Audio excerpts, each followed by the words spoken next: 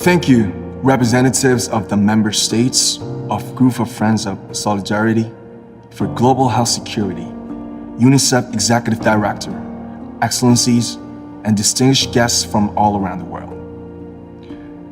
It is a great honor for us to have this valuable opportunity to speak in a session in the 75th UN General Assembly. My name is RM, the leader of the group BTS. And 2 years ago here, I asked your name. I urged you to let me hear your voice. And I let myself be filled with imagination.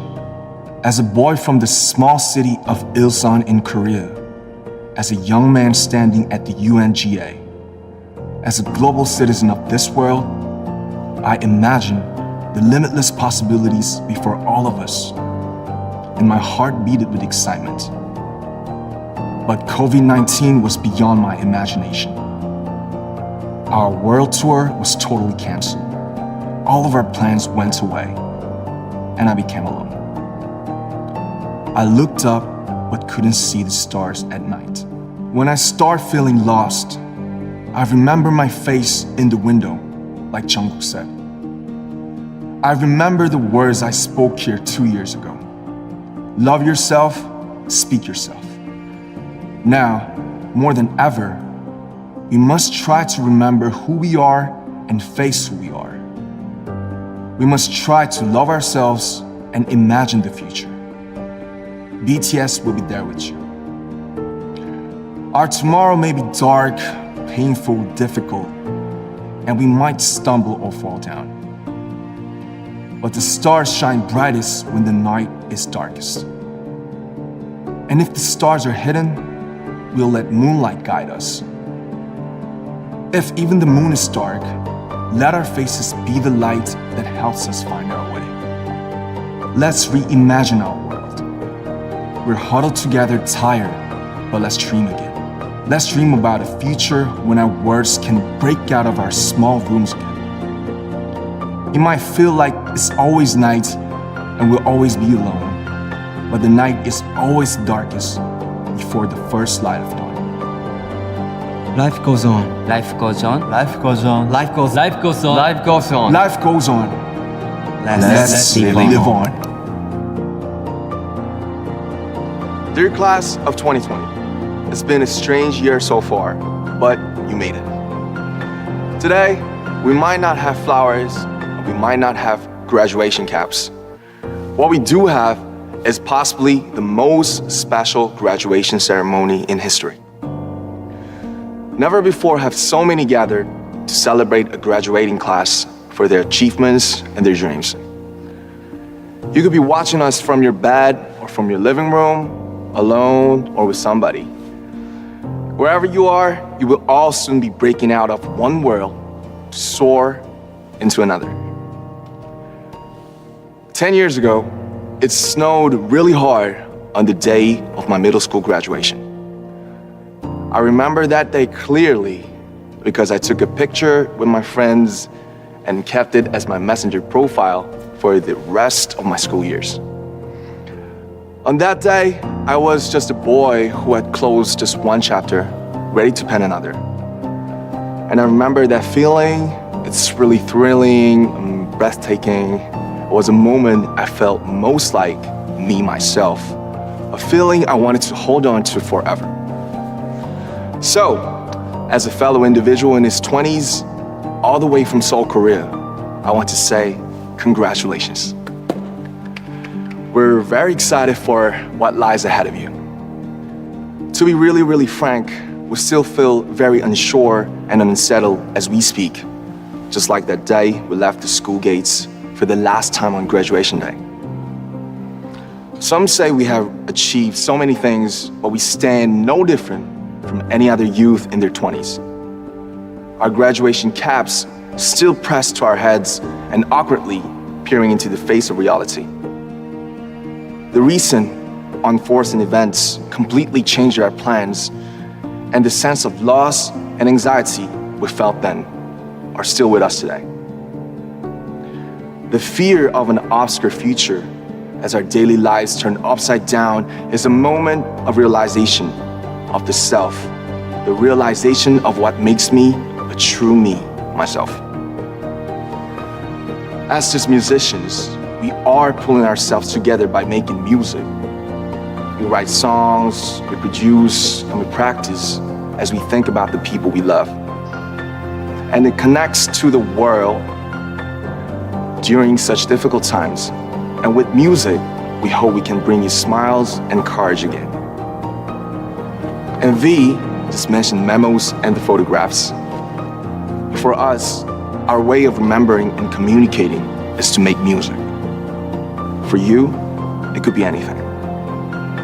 In our music, and in our hearts, and in the time that we break out of ourselves, we're alone, but also together. We may be seeing each other through just a camera and this small screen, but I know your future will bloom to something much bigger and magnificent. Graduates, friends, family, faculty, today, you stand with us the largest graduating class in history. 여러분의 졸업을 진심으로 축하드립니다. Congratulations, class of 2020! Thank you, Mr. Secretary General, UNICEF Executive Director, and all the excellencies and distinguished guests from across the world. My name is Kim Namjoon, also known as RM, the leader of the group BTS. It is an incredible honor to be invited to an occasion with such significance for today's young generation. Last November, BTS launched the Love Myself campaign with UNICEF, building on our belief that true love first begins with loving myself. We've been partnering with UNICEF's End Violence program to protect children and young people all over the world from violence. And our fans have become a major part of this campaign with their action and with their enthusiasm. We truly have the best fans in the world. And I'd like to begin by talking about myself. I was born in Ilsan, a city near Seoul, South Korea. It is a really beautiful place with a lake, hills, and even an annual flower festival. I spent a very happy childhood there, and I was just an ordinary boy. I used to look up at the night sky and wonder, and I used to dream the dreams of a boy. I used to imagine that I was a superhero who could save the world. And in an intro to one of our early albums, there's a line that says, "My heart stopped when I was maybe 9 or 10. Looking back, I think that's when I began to worry about what other people thought of me and starting seeing myself through their eyes. I stopped looking up at the night skies, the stars. I stopped daydreaming. Instead, I just tried to jam myself into the malls that other people made. Soon, I began to shut out my own voice and started to listen to the voices of others. No one called out my name, and neither did I. My heart stopped and my eyes closed shut. So, like this, we all lost our names. We became like ghosts. But I had one sanctuary, and that was music. There was a small voice inside of me that said, "Wake up, man, and listen to yourself." But it took me quite a long time to hear music calling my real name. Even after making the decision to join BTS, there were a lot of hurdles. Some people might not believe, but most people thought we were hopeless. And sometimes I just wanted to quit. But I think I was very lucky that I didn't give it all up.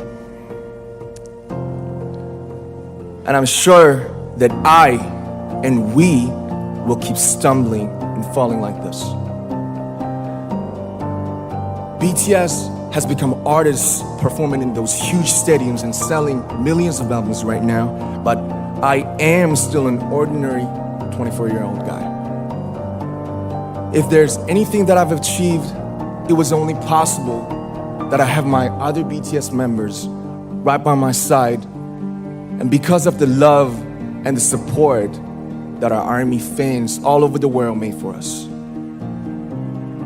And maybe I made a mistake yesterday, but yesterday's me is still me.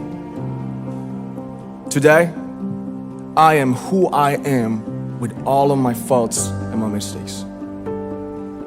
Tomorrow, I might be a tiny bit wiser, and that'd be me too. These faults and mistakes are what I am, making up the brightest stars in the constellation of my life.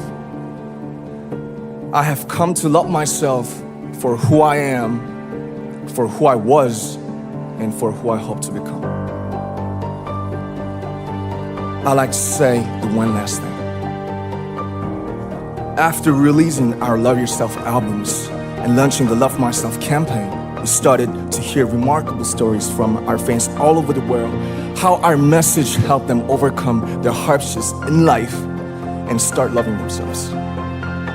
Those stories constantly remind us of our responsibility. So, let's take all one more step. We have learned to love ourselves. So now I urge you to speak yourself. I like to ask all of you, what is your name? What excites you and makes your heart beat? Tell me your story. I want to hear your voice. I want to hear your conviction. No matter who you are, where you're from, your skin color, your gender identity, just speak yourself. Find your name and find your voice by speaking yourself. I'm Kim Namjoon and also RM of BTS. I'm an idol and I'm an artist from a small town in Korea. Like most people, I've made many and plenty mistakes in my life. I have many faults and I have many more fears, but I'm gonna embrace myself as hard as I can. And I'm starting to love myself gradually, just little by little. It's a long break for 7 years. I think my last time trip here was year 2008. But I was coming for year 2001 for the Young Global Leader for Tomorrow. And remember, I never heard about the Davos when I came. But when I came, in the Switzerland, so many young people demonstrate. It was such a horrible scene that I was, and I asked them, why did they do it? They say, anti-globalization. And I say, why? Globalization is a great thing. Why people don't like it? And then we come all the way for 2 hours here. There's a machine gun. There's some people checking. I say, oh God, is that a forum or is it a prison? We're gonna go inside. But when I joined the forum as the Young Global Leader, I was thrilled by so many ideas. For the first 3-4 years, I learned what does the globalization mean. What does the corporate citizenship mean? What about social responsibility mean? And all these new ideas, and I see so many great leaders talking about leadership, and I benefit a lot. And the year 2008 and 9, when the financial crisis came, I think it's better go back to work, because we can never win the world by talking. So go back, spend 7 years. Now I come back, I think it's time to do something in return. So I learned so much. Let's talk 12 about years that. ago. So why I should not talking to the young global leader of today, sharing with them how we gone through. So that was the thing. Let's start with where you are today. Just how big is Alibaba? How many people come every day? How many people come in a week? How fast is it growing? Yeah, we have over 100 million buyers visiting our site, shopping our site every day. And we created 100 million every day. We created 14 million jobs for China directly and indirectly. And we grow from 18 people to 30,000 people, 18 people in my apartment, to now we have 4 big campers. Compared to 15 years ago, we were big, but compared to 15 years later, we're still a baby. How big will you be 15 years from now? I think 15 years ago, I told my team that 15 years, in the past 15 years, we grow from nothing to this size. And 15 years later, I want people to know about Alibaba, know Taobao, because it's already everywhere. I want 15 years ago when we talk about what is e-commerce, why small business can use this e-commerce, this internet, can do business across the nation. And I hope 15 years later, people forget about e-commerce because they think it's like electricity. Nobody thinks it's a high tech today. Now, this is something that I don't want 15 years later, we still walk on the street talking about why and how e-commerce can help people. You tried to get into 3 colleges. Each time they rejected you. No, I tried. There is an examination that young people, if you want to go university, you have to take the examinations. So I failed 3 times. Right. But a lot of fail. I failed for funny things that I failed a key primary school test for 2 times. And I failed 3 times for the middle schools. And you will never believe in Hangzhou, my city, there's only 1 middle school that lasts only 1 year. It was changed from primary school to middle school because our graduates of our school, no middle school accept us because we were too bad. They would become a middle school.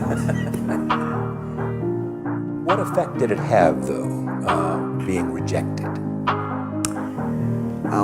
I think we have to get used to it. We're not that good. Even today, we still have a lot of people reject us. I think when I graduate from universities, and before for 3 years I tried to fill in the universities. So I applied jobs for 30 times, got rejected. I went for a police, they said, no, you're not good. I went to even the KFC. When KFC came to China, come to my city, 24 people went for the job. 23 people accepted. I was the only one guy. And we went for police. 5 people, 4 of them accepted. I was the only guy that I received it. So to me, being turned down, rejected. Oh, by the way, I told you that I applied for Harvard for 10 times, rejected. I know I'll be rejected. I just don't want to say that. Yeah, sorry now. 10 times you wrote them and said, I'd like to come to Harvard. Yeah. And then I told myself someday I should go teach there, maybe. I think that can be arranged. Richard Nixon came to Hangzhou. Yeah. And after that, tourists flooded the place. Yeah. And that's how you learned English. Yeah. I really like I don't know why at 12, 13 years old, that time I suddenly fell in love into the language, the English. And there's no place you can learn English at that time. There's no books, English books.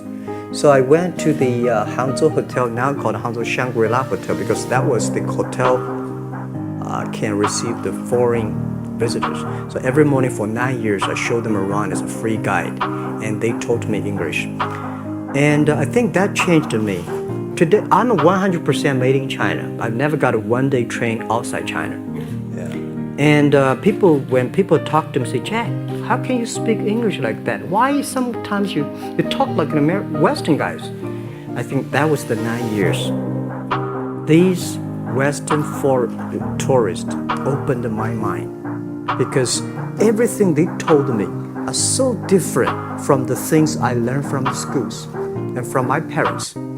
So now I have a habit. Whatever I see, whatever I read, I use my mind. Think about for 2 minutes. Is that how Namjoon became Jack Ma? Actually, Jack, the name was given by a lady in tennis. She's a tourist. She came here and she said, came to Hangzhou. We become pen friends. Ma Ring is so difficult to pronounce.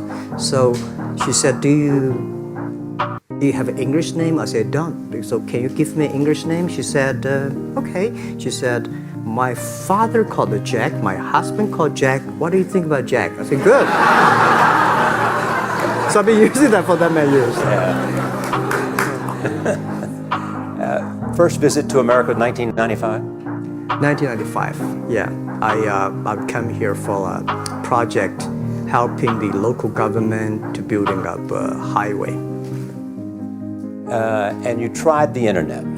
I tried the internet in Seattle and in a building called the USA Bank. I don't know whether the USA Bank is still there or not, but it's a building. And my friend opened a small office, which is like only 10% bigger than this room. There are a lot of computers in there. And he said, Jack, this is internet. I asked, what is internet? He said, search whatever you want. At that time, they used Mosaic, very slow. Right? And I said, I don't use it. I don't want to type because computer is so expensive in China. If I destroy it, I cannot pay. He said, just to search it. So I searched the first word, beer. I don't know why, because it's easy to spell, baby.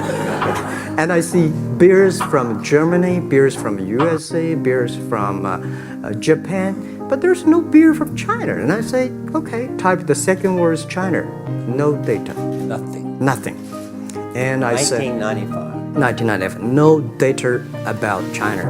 So I talked to my friend, why not make something about China? So we made a small, very ugly looking page called China. It's something like I did a translation agency, we listed on there. It was so shocking. We launched at 9:40 in the morning. 12:30, I got a phone call from my friend. He said, Jack, you got 5 emails. I said, what is email? And they said, these are the things. Say, people so excited. Where are you? This is the first time I see a Chinese website on that. How can we can we do something together? So I think this is something interesting. So we should do it. Why did you call it Alibaba? Alibaba? Well, when I started, I think internet is global. We should have a global name. And a name that, interesting, like at that time, the best name is Yahoo. Right, so I've been thinking for many days, suddenly think Alibaba is a good name. So I was happened to be in San Francisco that day. I did have a lunch and the waitress came. I asked her, do you know about Alibaba? She said, yes. I said, what is Alibaba? She said, Open Sesame. Good. So I went on the street, asked about 10, 20 people. They all know about Alibaba, 40 Thieves, and Open Sesame. And I think this is a good name. And start with A. Whatever you talk about, Alibaba is always top. You have said before that in creating Alibaba, you had to create trust. Yeah. Because people in China were used to face-to-face. Yeah. How did you create trust? I think because we started doing business on the internet. I don't know you, you don't know me. So how can you do things online unless you have trust? So for e-commerce, the most important thing was trust. I think when I first went to USA for raising money, talk to the venture capitalists, a lot of people say, oh, Jack, no. China doing business by the guanxi. How can you do business on internet? And I know that without the trust system, the credit system, it's impossible to do business. So in the past 14 years, everything we do is trying to build up the trust system, the record system. Well, Charlie, I'm so proud today. When I talk to the young, today in China and in the world, people don't trust each other. The government and people and media and everybody think, this guy's cheating. But because of e-commerce, we finish 60 million transactions every day. People don't know each other. I don't know you, I send products to you. You don't know me, you wire the money to me. And I don't know you, I give a person a package, I don't know him. He took something, to so cross the ocean, cross river, and send. This is the trust. We have at least the 60 million trust happening every day. But you created it by creating an escrow account in the beginning. Yep. You know, and so you keep the money until they got the product. Yeah. And then you release the money. That's true. I mean, the escrow service is about Alipay. When I this idea, I would love Davos, because it was a big decision. Because for first 3 years, Alibaba is just like e-marketplaces for information. What you have, what I have, we talk a lot of time, but don't do any business because there is no payment. I talk to the banks. No banks want to do it. Banks say, no, this thing never work. So I don't know what to do. Because if I start to launch a payment system, it's against the financial legal laws. Because you have to have a license. But if I don't do it, e-commerce will go nowhere. So then I went to Davos. I listened to a leadership discussion. Leadership is about responsibility. And after I listened to that panel, I give a call to my friends, my colleagues in my apartment, say, do it now, immediately. If something wrong, the government not happy about that, if one body has to go to the prison, Jack might go to the prison. Because it is so important for China, for the world, to build up the trust system. And if you did not do it, I said, and do not do it properly, stealing money, money wash, no trust record, I send you to the prison. So that was the thing. And people don't like it. So many people I talked to at that time for Alipay, they say, this is the stupidest idea you have ever got. But I say, I don't wear the stupid club as long as people use it. Now we have 800 million people using this Alipay. Stupid things if you do whatever is better. Alipay is a privately held thing. It's not part of Alibaba. No, it's a Let private. me talk about money for a second. Yeah. You have never gotten money from the Chinese government? No. None. I want it at the beginning, and later I don't want it because I think if the company always think about picking money from out of the government pockets, that company is rubbish. Think about how can you make money from the customers and market and then help customers succeed. That's our philosophy. No money from Chinese banks? No. I at that time I want, and now they want to give me, I don't want it. Yeah. All right. Your relationship with the government. Yeah. It's your relationship. I mean, if they didn't want, here's what some say, that you have existed in an environment that's not, they have restricted competition for you. And that's a pretty good thing to do for a private company. Yeah. I think the relationship with the government for us is very interesting. For the first 5 years, because I've been working as a part-time jobber for a government organization called Ministry of Foreign Trade, 1997, for 14 months. And I learned that you should never rely on government organization to do e-commerce. And I started business. I told my people and team, in love with the government, don't marry them. Respect them. And a lot of people say, well, government officers talking about internet, the censorship and this, that, and they worry about. I think it's the opportunity, it's a responsibility talking to them. Tell them how internet can help. So you tell them we create jobs. Oh yeah, I think a lot of people debate and fight against them. And in the first 12 years, anybody come to my office, I sit down, talking to them, how we can help economy, how we can create jobs, why China will improve by the internet. I think because internet that time is new to any government. And if you convince somebody, and you have the chance. So today I'm very talkative. That probably, this is why I talk to so many people. You were also seen in Hollywood. Yeah. What are you doing in Hollywood? Well, I like the Hollywood innovation and the digital. I learned so much about the Hollywood movies, especially the Forrest Gump. You love Forrest Gump. I love Forrest Gump. But why do you like him? simple, never give up. Never give up. People thinking he's done, but he knows what he's doing. And I was very depressed the day, year 2002 or 3 in the States, when a bit earlier than that. I was very depressed when I could not find out a way for the internet. And I watched the movie in my friend's home, Forrest Gump. When I see him, I think, this is the guy we should learn from. Believe what you're doing, love it, whether people like it, don't like it, be simple. And like the word, life is like a box of chocolate. You never know what you can get, right? I never know I would be here talking to you, and talking to Charlie Rose. I never know. But today I made it. I told my people in my apartment 15 years ago, guys, we have to work hard, not for ourselves. If we can be successful, 80% of the young people in China can be successful. We don't have a rich father, powerful uncle.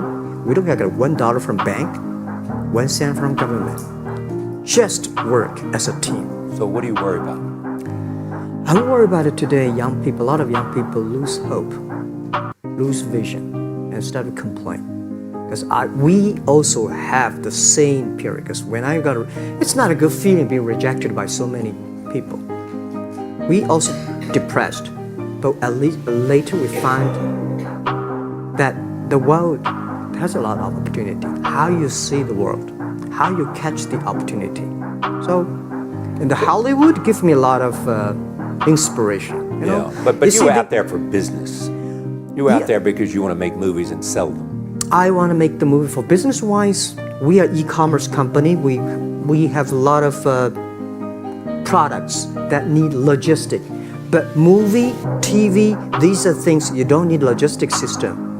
And movie probably is the best product that can help Chinese young people to understand. Because one thing I told the Chinese people, my friends, in American movie, all the heroes at the beginning, they look like a bad guy. But terrible things coming, they become a hero. And finally, they all survived.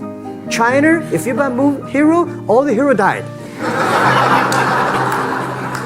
So, because only dead people become the hero. So nobody want to be the hero. So you want to change the Chinese definition of hero? Yeah, I want to say hero. Today we have so many heroes live in this world. China today, are you worried the economy slowed down? No, I don't worry about it. I think China is it's slowing down is much better than keep on 9%. China today is the second largest economy in the world. It's impossible to keep 9% of the growth. If China still keeps the 9% of the growth of the economy, there must be something wrong. You will never see the blue sky. And you will never see the quality. China should pay attention to the quality of the economy. China should not. So if we have a lot of influence, like Hollywood movies, things, and we have the sports and these things in the GDP, will be much better. So I think, just like a human grow, this body can never grow. Certain time, the slow of growth of the body was slow, but you should grow your mind, grow your culture, grow your value, grow your wisdom. I think China is moving to that direction. And you saw Modi in India? Pardon? Did you see Modi in India? Not yet. I'm looking forward to that. So you go to India. Finally, there's this. You're one of the world's richest people. Your company is one of the world's richest companies. What do you want beyond Alibaba?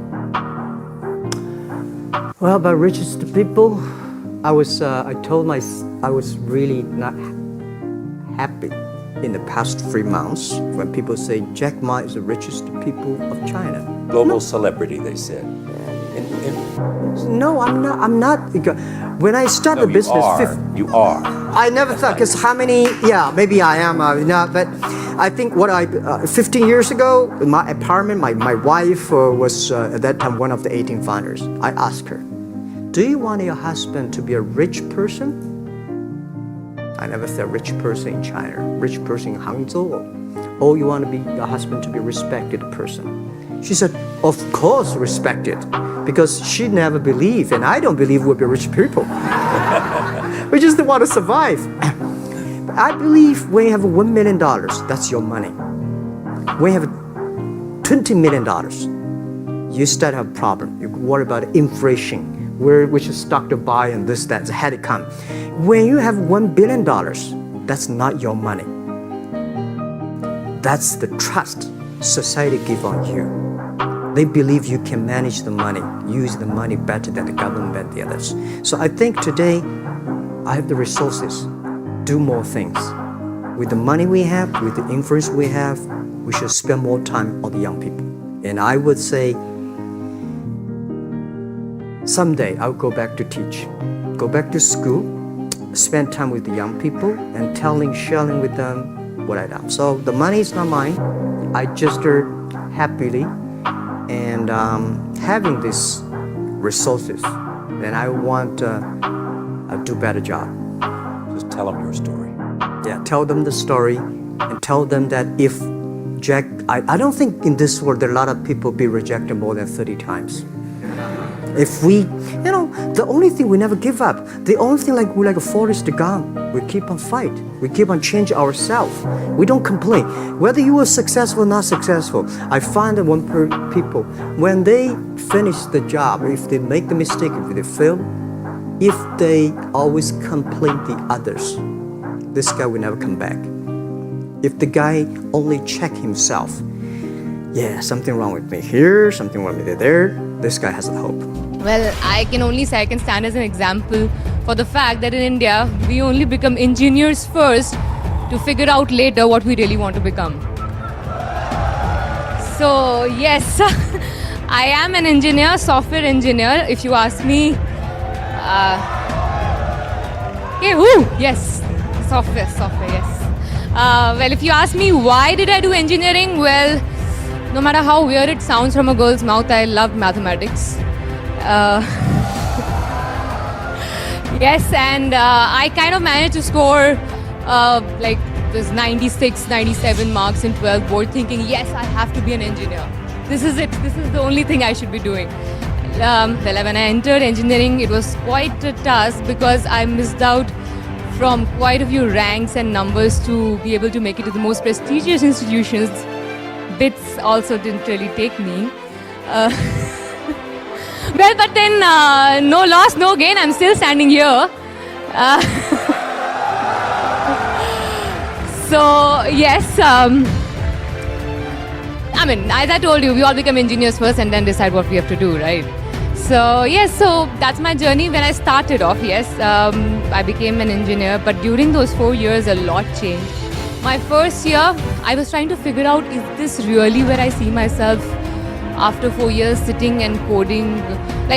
With all due respect to people who do it, my best friends do it as well, but I couldn't really see myself doing it within the first year. Second year onward, my attendance went down. I started doing other stuff, made my own only female dancing group of my college, where in engineering, girls is like a scarcity. So you have 10 girls dancing team from an engineering institution was itself a huge achievement. That is one of my the biggest achievements, trust me. The kind of things I suffered making those girls stand together as a group and then making them win all the possible competitions of that year. Well, I like to boast about myself, I'm an actor. So yes, so from there it started. The second year, yeah, it was a little difficult for me to digest that this is not what I really want to do, but I'm already in it. So now what do? I have to get through it. I didn't want to leave things in between because that's not how I handle my life. So I went ahead, completed my second year. Third year, someone said, oh, you kind of look nice. Why don't you try modeling? And I was like, okay, so what do I do next? Yeah, thank you for that support. Yeah, thank you. I believe I look nice. And then, of course, I got my portfolio shot. 5-6 months, I did some crazy campaigns for the biggest of brands in Delhi because my dad didn't allow me to go out of Delhi. Because he said, no night outs and no out of Delhi for you because I'm scared you're not going to complete your engineering. So yes, in third year, I managed to do 5-6 months of modeling. Well, after that, third year, yes, I finished a few assignments of modeling and a lot of people started calling me up for movies, especially from South, because they happened to find this round, cute face with very nice smile. So they thought I could act. Okay, so I was like, okay, well, I don't know the language. That's okay. 90% of actresses here don't know it. We'll teach them. I said, okay, so you seem pretty confident more than me that you can make me act. Okay, so I said, let me think about it later because I need to complete my engineering. Otherwise, daddy says no going out of house. So I said, okay, fourth year. Fourth year actually was the most difficult to pass because my HOD gave me a warning, or I think most of you must be familiar with that challenge. I'll see how you pass this year because this final year project is in my hands. With your kind of attendance and with your kind of going all over the place with all your public speaking, dancing, modeling, this, blah, blah, blah, and your red hair, which I had at that time, they thought, yeah, you understand the importance of that in an engineering institution. Let me just stress on that again and again. So yes, so all that, he was like, let me see how you pass this fourth year with, your submission of the final year project, as you all must be knowing. So I, along with two other friends of mine who got similar warning, not for the red hair, but for other things, they, along with me, decided, let's just make something that these people won't be able to even question us on. And we ended up making an iPhone app at that time. I'm talking about, say, 5-6 years back. An iPhone app which is called Font Swap, first of its kind, which could help you change all the 4 fonts that are available on iPhone. We used Objective-C and our professors had no clue about it. So we submitted that project. Yeah, we submitted that project and ended up winning the university second best project, I guess, because again, even there they couldn't really understand what we exactly did. So yeah, we were the most fancy ones, the iPhone app people, so we walked away with it. It was strange because this particular application was used by Dhanush. I'm sure now everyone knows about him. And when I was working with him in my first ever Tamil movie, he was making fun of me. Oh, you Sardarni, coming from Delhi, you think you can do a lot of stuff, you're making this happen. I said, just click the about button. And he clicked that and there was my name along with my friends, and that was a big shocker for him. And that's the kind of shock I keep getting from people when I tell them about this. Half of them look at me disbelief. Really? Okay, you were an engineer. Oh, everyone is an engineer in this country. Oh, you made an app. So nothing was so fancy about it, I think, from a lot. But that app kind of raises eyebrows in a good way for me. Well, talking about my entering into movies, well, movies happened to me because I gave my CAT exam after my fourth year exams.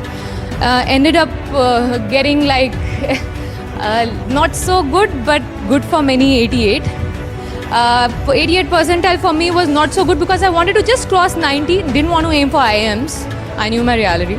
So I was like, just let me go through some decent college of Delhi, Bombay, don't want to go to some remote area. So let me just give it again next year. Next year means 1 year of sitting idle. By the way, I forgot to mention, I was placed in Infosys in my third year, first on-campus placement that happened.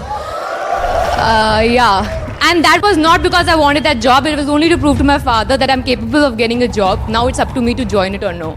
So it was purely for that. So I did that, I got my job, and after my CAT exam failure, I should say so, 1 year I thought, okay, let me just prepare for my CAT again, I'll give it next year. What to do this 1 year? I don't want to sit idle, I'm used to multitasking, you can't make me sit at one place for long. As you can see, I've been just walking and strolling around. Well, so yeah, that's what I did 1 year. And I ended up becoming a part of the 6th National Award winning movie Articulum for Tamil. That was my first movie. And thank you so much, but I didn't win any of those national awards out of that 6. I think I was the only one who didn't win there. It's okay, I have a deal with that director that I'm going to come again in his movie and probably win one soon. So yeah.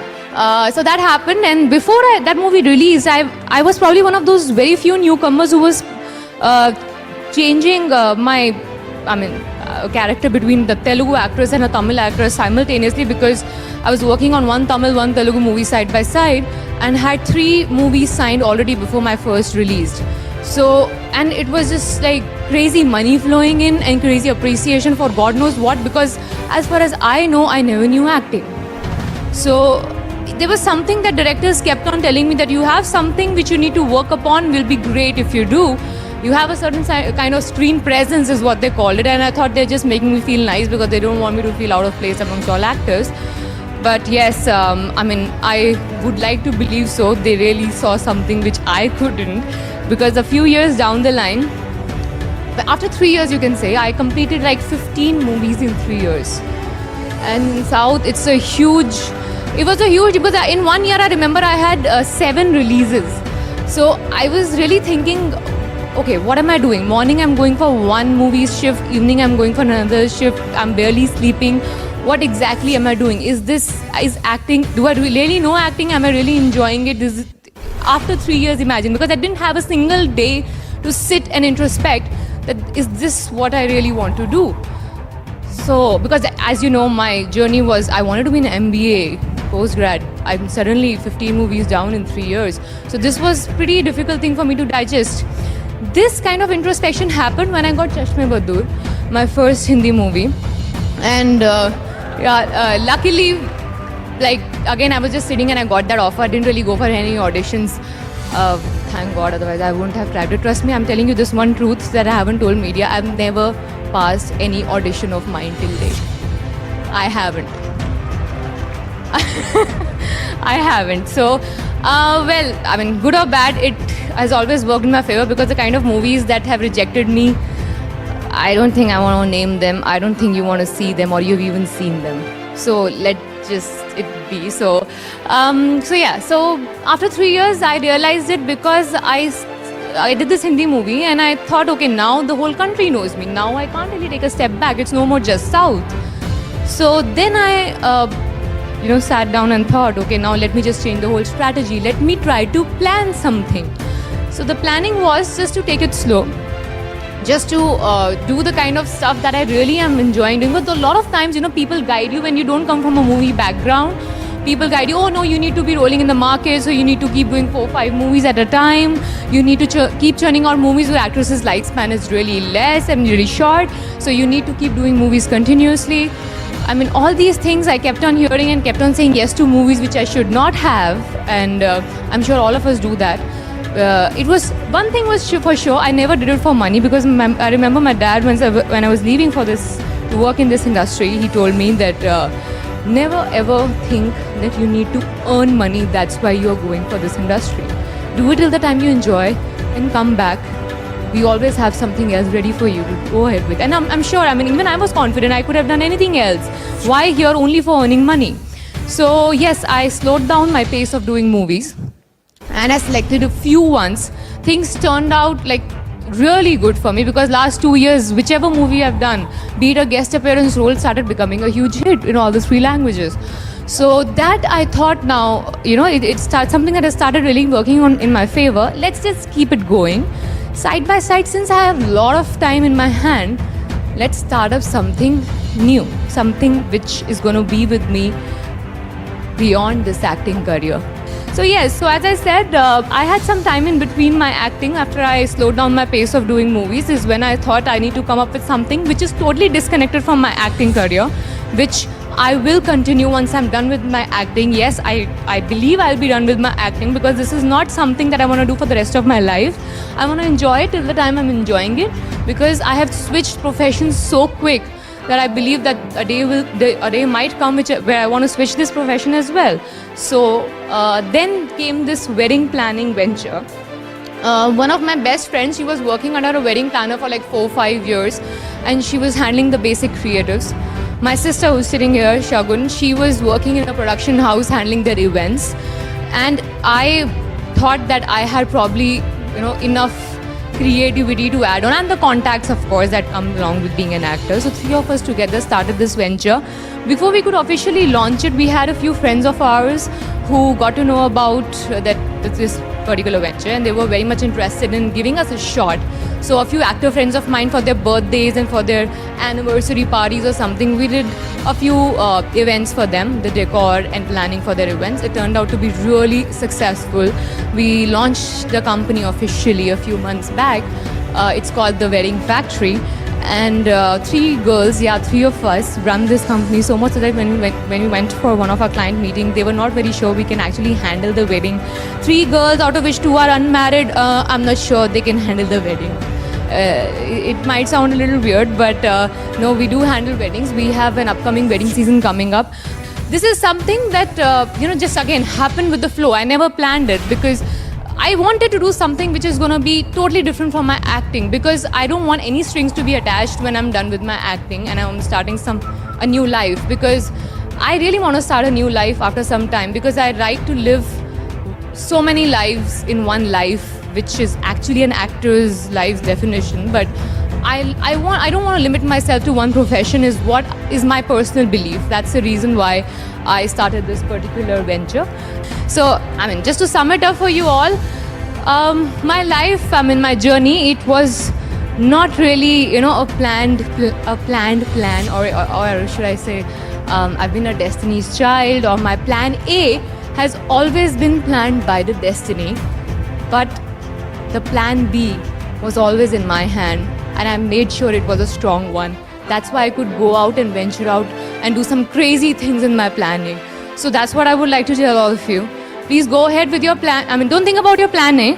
Go ahead with whatever you are getting. Go and explore opportunities, but make sure you have your plan B in place, which is going to be the backbone when you go ahead and explore your plan A. It may not happen twice. Or strikes out against injustice. He sends forth a time for which we need ripples of hope from every age, race,